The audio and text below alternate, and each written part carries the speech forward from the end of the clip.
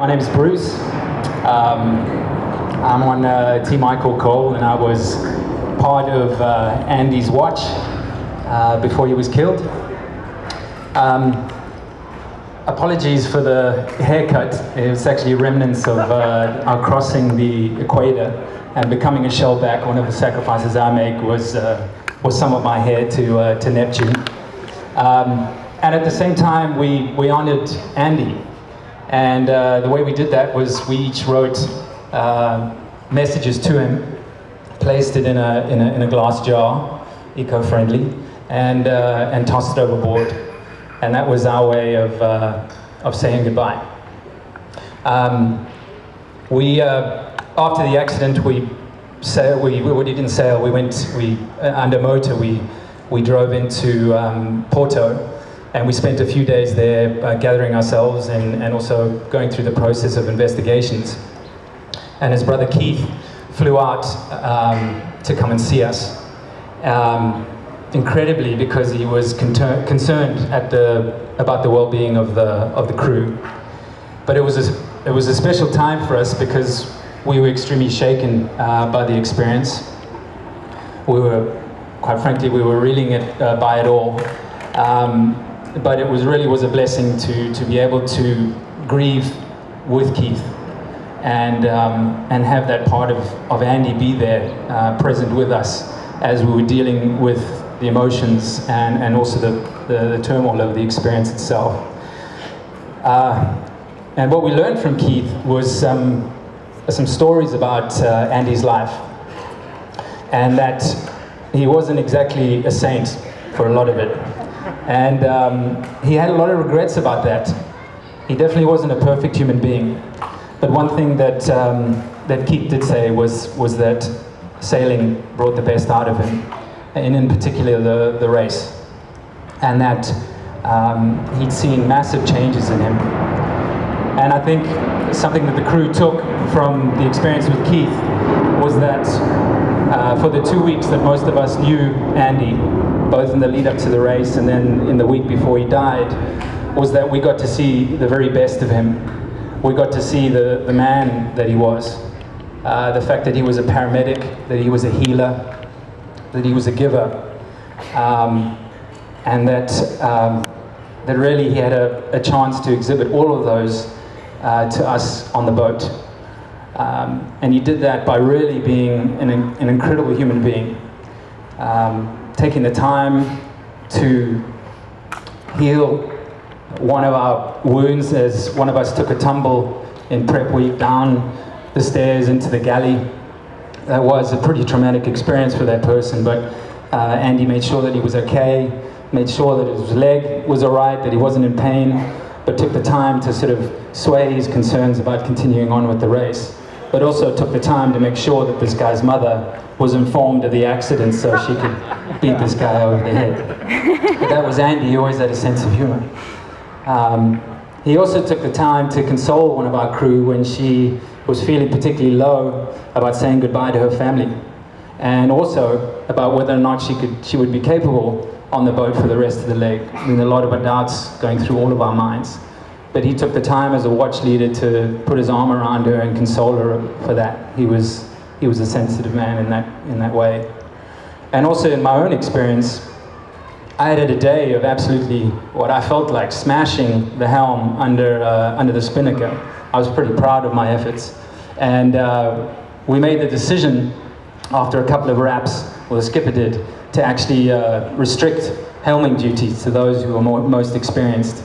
And I was happy to toe the line. That was fine. But for Andy, he knew, that I'd done quite a good job the day before, but he took the time to take me down into the boat and have a one-on-one to convince me that it was a very difficult decision to keep me off the helm, but that he just wanted to take the care and consideration to tell me that. And as far as I'm concerned, that's the true mettle of a man, to really live his life in that way. And we were truly blessed to see the best of him in that way. I'd like to read a card that Keith gave us from his mom. And she says, "To the crew of Ichorcoal, in the short time that my son Andrew spent with you all, I know was the happiest I've seen him for a long time. God bless you all.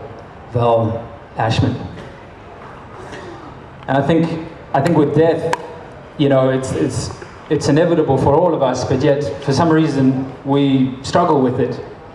And a lot of the time we choose to be victims of the experience, and perhaps thinking that, you know, why was this experience enacted on me? What did I do to deserve this experience? And it's easy to slip down that slope. But as I look at my crewmates, I know I'm not a victim, because I look at them and I remember our experience in Porto, and the love and the care and the connection came as a result of that death. And I'm not a victim as a result. I'm grateful. And so we continue to sail in honor of Andy, but also in honor of ourselves. Because the minute we step forward on that boat again, we decided that we weren't going to be victims. We weren't going to live our lives in regret. And we were going to experience this in the best way that we knew how, and that's to transcend this horrific accident. And also, perhaps, be grateful at being honored to be present at his death and to see him on his way like that. Roger that.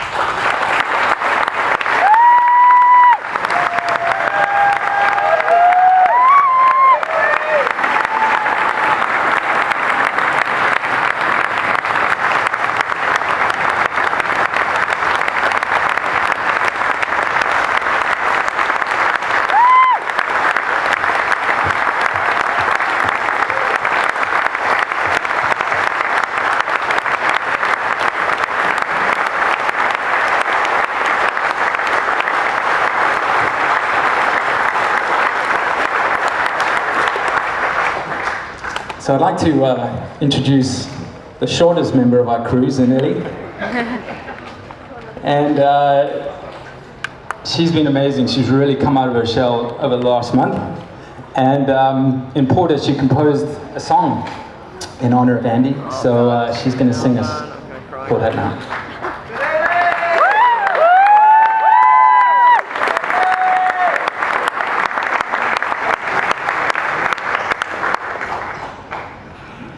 Rest in peace and rest in peace and rest in peace and rest in peace.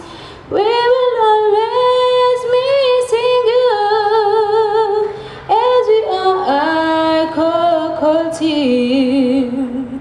Rest in peace and rest in peace and rest in peace and rest in peace.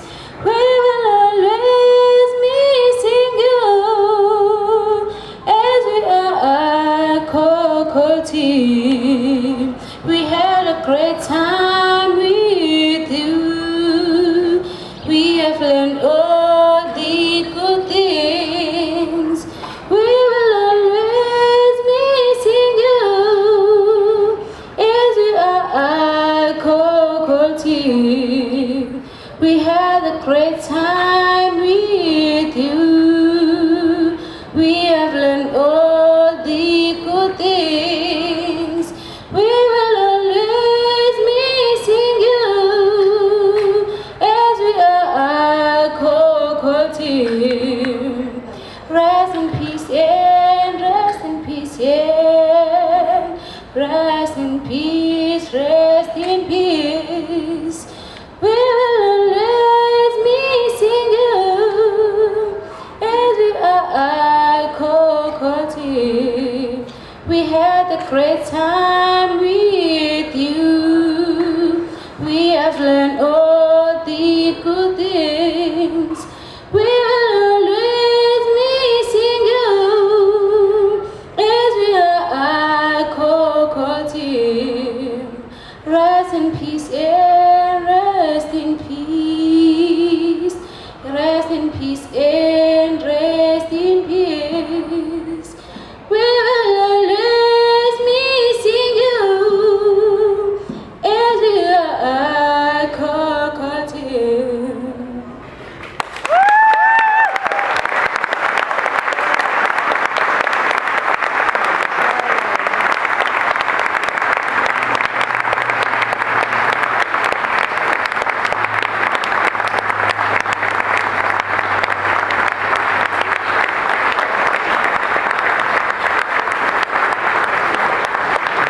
you, Zanele.